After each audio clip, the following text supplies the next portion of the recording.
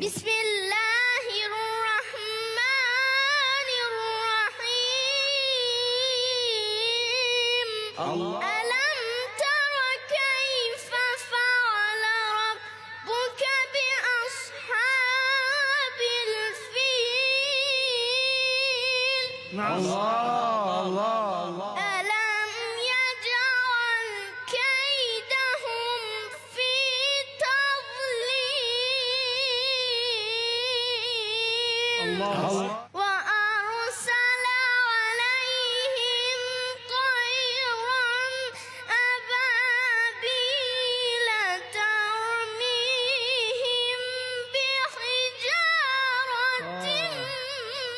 من سجيل فجعلهم كعصف